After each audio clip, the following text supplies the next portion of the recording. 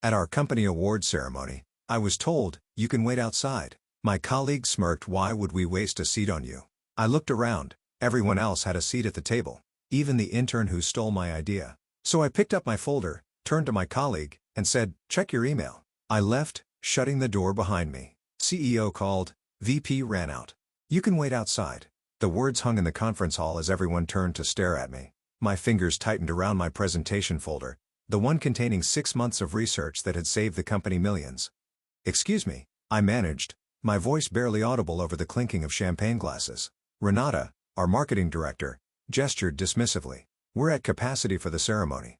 "You understand." I glanced around the spacious room. Every colleague from my department sat comfortably at tables draped in cream linen.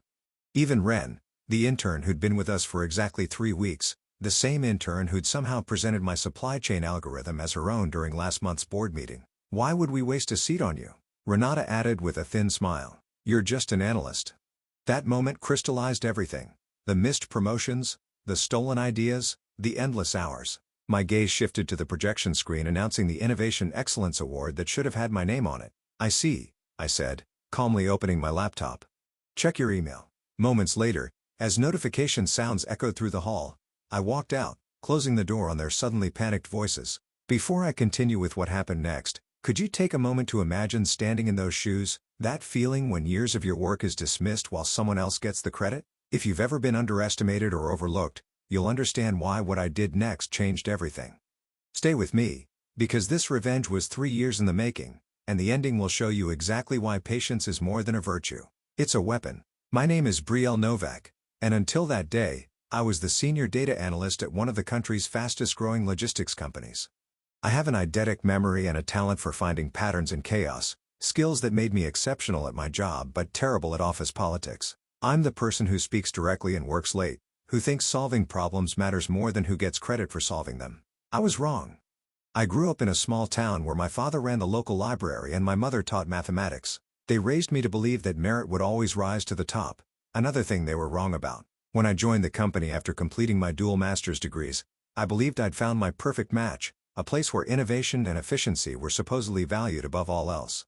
My first year went exactly as I'd hoped. I created an inventory tracking system that reduced errors by 37%. I developed predictive models that helped our clients optimize their shipping routes.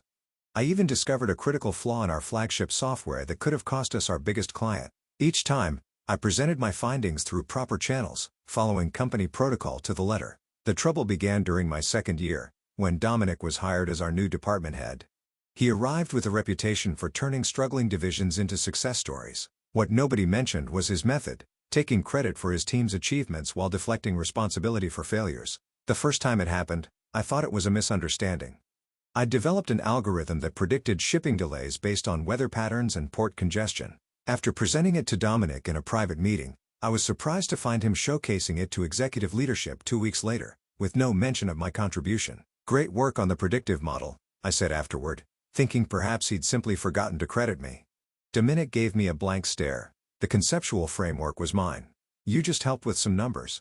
I was stunned into silence. The entire framework, from conception to execution, had been mine. But as a still new employee eager to prove myself as a team player, I let it go. That was my first mistake. Over the next several months, a pattern emerged. I would identify a problem, develop a solution, share it with Dominic, and watch as he presented it as his own insight. When I finally gathered the courage to address it with Eliana in Human Resources, her response left me cold. "Do you have documentation that these were exclusively your ideas?" she asked, not looking up from her computer. "I have the original files with my creation dates." I replied, "But did you develop these during work hours using company resources?" "Well, yes, but then they belong to the company, not to you personally. Dominic is your supervisor. If he presents departmental achievements to leadership, that's appropriate chain of command." I left her office understanding the unwritten rules. Ideas flowed upward. Credit rarely flowed down. I might have continued in this frustrating but tolerable situation if not for what happened 6 months ago. After noticing inefficiencies in our cross-continental shipping routes, I spent weekends developing a comprehensive solution, a new logistics framework that would revolutionize our entire approach. The potential savings for our clients were enormous. 27% reduction in costs, 42% improvement in delivery times. I prepared a detailed presentation, practicing late into the night before the quarterly strategy meeting. But when I arrived, Dominic intercepted me at the door. "Leadership has a tight agenda today. We need to streamline," he said. "Give me your materials. I'll incorporate the key points into my overview." Reluctantly, I handed over my presentation folder. I sat through the 3-hour meeting, waiting for my portion, only to watch Dominic rush through a 2-minute summary that missed all the crucial innovations. The initiative was shelved for further review. 2 weeks later, Ren joined our team as an intern. Ivy League educated and the niece of our company's CEO, she was immediately included in meetings I had been excluded from. 3 weeks after that, she presented her new logistics framework to the executive team. My framework, with superficial changes and a new name. The initiative was immediately greenlit. Ren received a permanent position and became the rising star of our department. When I approached Dominic, his response was brutal in its casualness. "Ren's approach incorporated senior leadership priorities that your version lacked. This is business, Brielle. Results matter more than who came up with what first." That night, I sat in my apartment surrounded by 3 years of work, innovations that had made millions for the company while my salary remained stagnant and my career stalled. Something shifted inside me. If results mattered more than people, I would show them exactly what that philosophy would cost them. I began working on a new project, one I never mentioned at the office, never accessed on company devices, and never developed during business hours. I enhanced my original logistics framework, identifying weaknesses and incorporating solutions that would make the version they'd stolen look primitive by comparison. But this was just the beginning.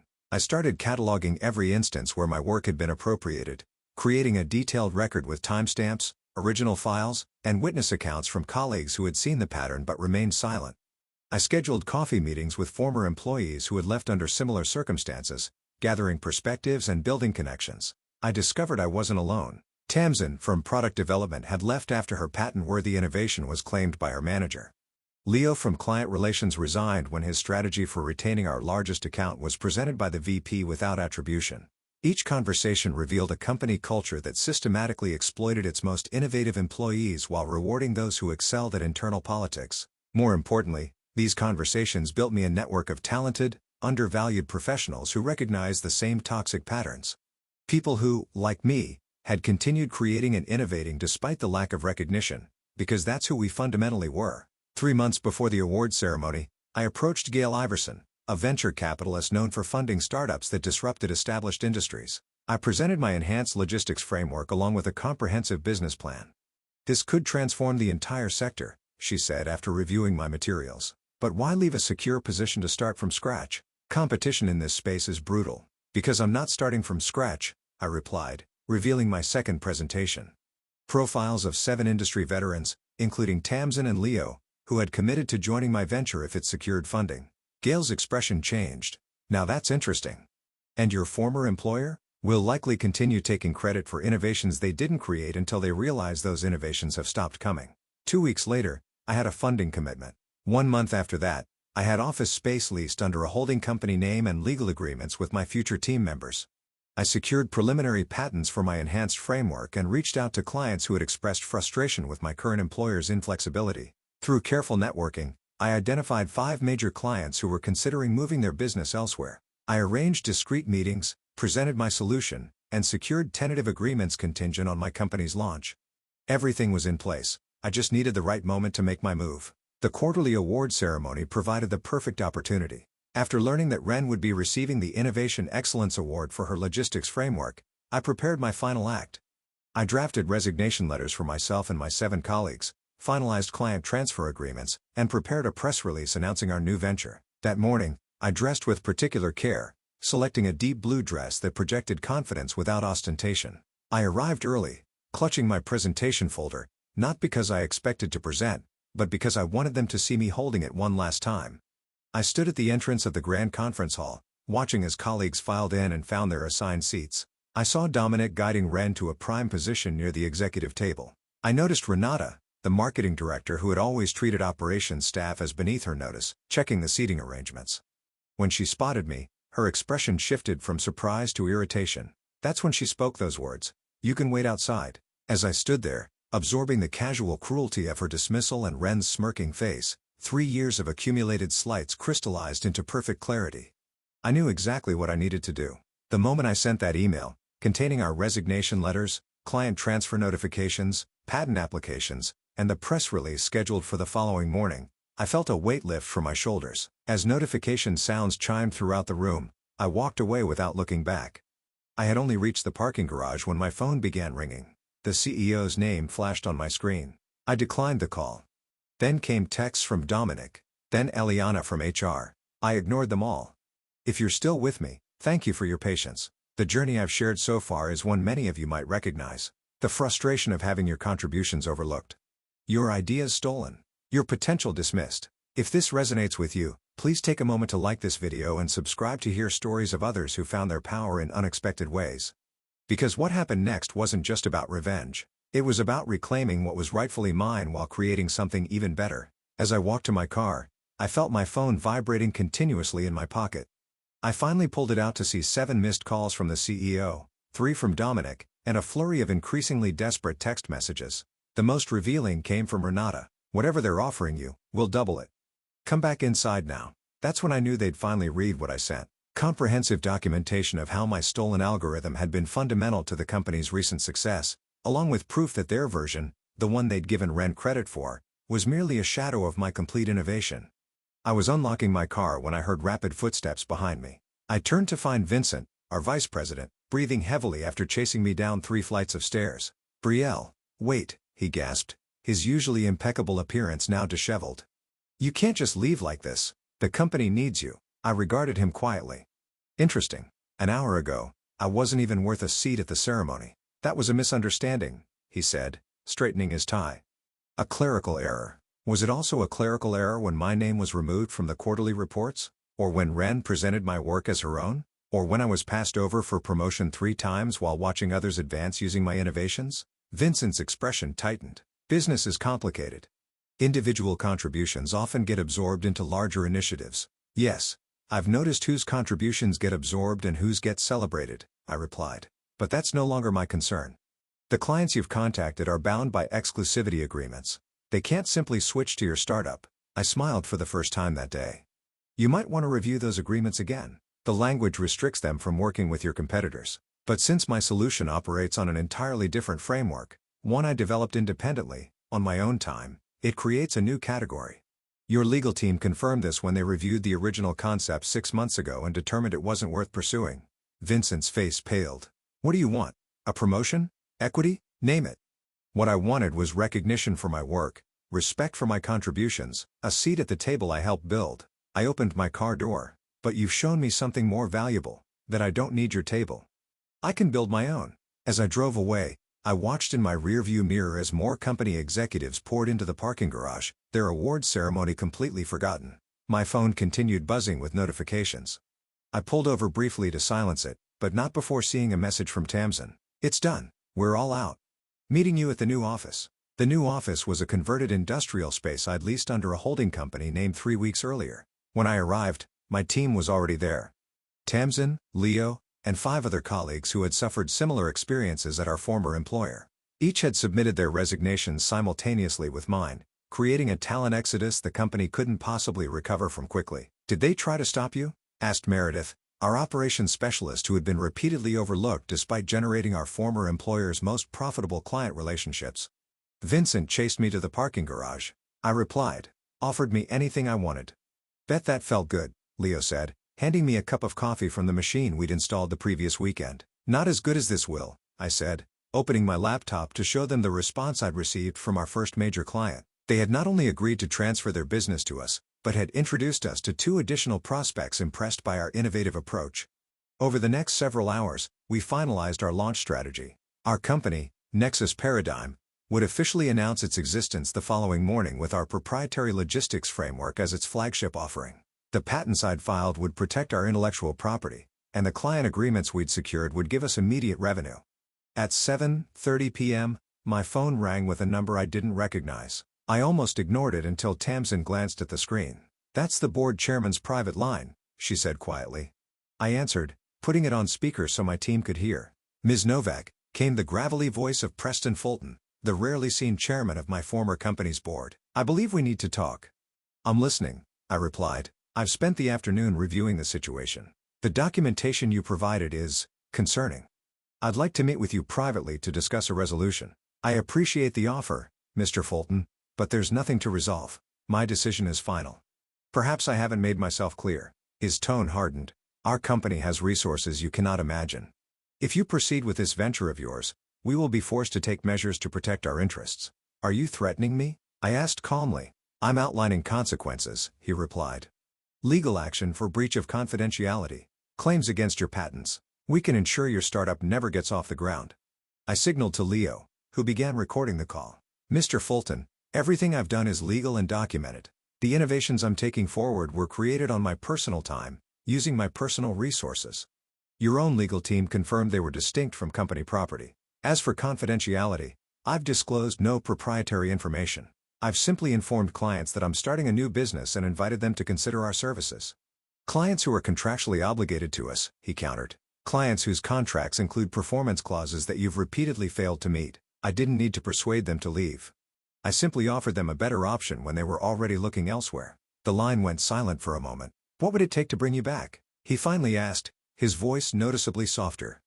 Name your terms. I looked around at my team. Talented professionals who had been undervalued, overlooked, and exploited. People who had trusted me enough to take this leap together. There are no terms, Mr. Fulton. This isn't a negotiation tactic. It's a new beginning. After ending the call, we spent hours preparing for the media response we anticipated following our announcement. By midnight, exhausted but exhilarated, we gathered around the conference table we'd assembled ourselves the previous weekend. To Nexus Paradigm, Tamsin said, raising a paper cup of vending machine coffee, and to Brielle, who showed us all what's possible when you refuse to stay where you're not valued. It's not just about me, I insisted. Every person in this room made this possible. We're building something together that none of us could create alone. That night, I slept more peacefully than I had in years, despite the uncertainty ahead. The next morning, our press release went out at exactly 8 a.m., just as the trading day began. By 8:15, financial news sites were reporting on the sudden emergence of a disruptive new player in the logistics sector. By 9, they were reporting on the subsequent drop in my former employer's stock price. At 9:30, we gathered around a screen to watch our former CEO give an emergency press conference. His usual confidence was nowhere to be seen as he attempted to reassure investors that the departure of a few employees would not impact operations. The market disagreed. The stock dropped another 7% during his 17-minute speech. When he announced that Dominic would be stepping down to pursue other opportunities, I felt no satisfaction, only confirmation that the company would continue its pattern of scapegoating individuals rather than addressing its toxic culture. By noon, our phones were ringing constantly with calls from potential clients, investors, and even former colleagues interested in joining us. The industry had taken notice, and our calendar quickly filled with meetings. What my former employer had failed to understand was that true innovation doesn't come from titles or hierarchies. It comes from valuing the people who generate ideas. 1 week after our launch, as we prepared for a meeting with our largest new client, I received an email from Ren. The subject line read simply, "I didn't know." The message was brief. I was told the framework was collaborative, with your minor contributions already compensated. I never intended to take credit for your work. For what it's worth, I'm sorry. I started to type a response, then stopped. Her apology might have been sincere, but it changed nothing. She had been a symptom of the problem, not its cause. Instead of replying, I closed the email and focused on preparing for our client meeting. 3 months after our launch, Nexus Paradigm had secured contracts with 27 clients, including 3 of the largest shipping companies in the country. Our revolutionary approach to logistics optimization had reduced costs for our clients by an average of 31%, exceeding even my original projections. We had grown from 8 employees to 23, carefully selecting people who brought both skill and integrity to their roles. The true vindication came 6 months after the awards ceremony that had changed everything. My former company announced a strategic restructuring that industry analysts recognized as a desperate attempt to remain competitive. Their stock had fallen 43% since our launch, and rumors of a potential buyout were circulating on financial news sites. I was reviewing our quarterly results when my assistant mentioned that Vincent, the former VP, was in our reception area asking to meet with me. Did he have an appointment? I asked. No, she replied, but he said it was important. I considered sending him away, but decided against it. Whatever he wanted, I was curious enough to hear it. When Vincent entered my office, the change in him was striking. The confident executive had been replaced by someone who looked as though he hadn't slept properly in weeks. "Thank you for seeing me," he said, remaining standing until I gestured toward a chair. "What can I do for you, Vincent?" He placed a folder on my desk. "This is a formal acquisition offer. The board wants to purchase Nexus Paradigm and integrate your technologies into our existing framework. I opened the folder, glanced at the figure on the first page, and closed it again. That's a substantial offer, I acknowledged. It reflects the value of what you've built, he replied, and the cost of competing against you. Why are you the one delivering this? Where's the investment team? Vincent shifted uncomfortably. The board thought you might be more receptive if the approach came from someone you knew. Even though that someone told me I wasn't worth a seat at the table, I never said, you never had to say it. You showed it in every decision, every meeting invitation that never came, every time you let someone else take credit for work they didn't do. Vincent looked down at his hands. The company has changed since you left. We've implemented new policies on innovation recognition, created mentorship programs, restructured compensation to reward original thinking. All things that could have been done before if anyone had cared enough to listen. Yes, he admitted quietly. That's why I'm really here. Not just for the acquisition offer but to ask, would you consider returning? As Chief Innovation Officer, reporting directly to the board, I studied him for a moment, recognizing the desperation behind the offer. 6 months ago, such recognition would have meant everything to me. Now, it felt hollow. I'm going to review your acquisition offer with my team and our advisors, I said carefully, but I won't be returning as an employee under any circumstances. I've built something I believe in here. With people who value each other's contributions, that's not something I'm willing to compromise. After Vincent left, I sat alone in my office, reflecting on the journey that had brought me here. The pain of being overlooked had transformed into the power of creating something authentic. The colleagues who had once dismissed me were now approaching me as equals or seeking my approval. But the true victory wasn't in their recognition. It was in discovering that the table I had fought so hard to sit at wasn't worth a place at all. By building my own company, I had created not just a seat for myself, but a place where everyone's contributions were valued. The revenge I had planned had succeeded beyond my expectations, but its sweetest fruit wasn't watching my former employer struggle, it was watching my new company thrive. We weren't just profitable. We were creating a workplace where innovation flourished because people felt safe sharing their ideas. 6 months after that meeting with Vincent, we declined the acquisition offer and instead announced an international expansion. 1 year after the award ceremony where I'd been told to wait outside, I was invited to give the keynote address at the industry's largest conference. As I walked onto that stage, I saw faces I recognized in the audience, including several from my former company, but this time, they weren't looking at me with dismissal or contempt. They were looking at me with something new: respect. I began my speech with the same words that had once been used to exclude me. You can wait outside. A murmur ran through the audience. Those words changed my life, I continued. Not because they hurt, though they did, but because they finally showed me the truth, that I was waiting for recognition from people who would never give it freely, that I was measuring my worth by their standards rather than my own. The room fell silent as I shared my journey from overlooked analyst to industry innovator. I didn't name my former employer or colleagues. I didn't need to. The story wasn't about them anymore. It was about the power of knowing your own value, even when others fail to see it. I looked out at the faces watching me, some inspired, some uncomfortable, all attentive, and delivered my final thought. The most powerful seat isn't the one others save for you, it's the one you build yourself. Have you ever been in a situation where your contributions were overlooked or someone else took credit for your work? How did you handle it? I'd love to hear your stories in the comments below. And if this resonated with you, please like and subscribe to hear more stories about finding your power in unexpected places. Remember, sometimes being excluded from one table is the push you need to build something better, something that's entirely yours.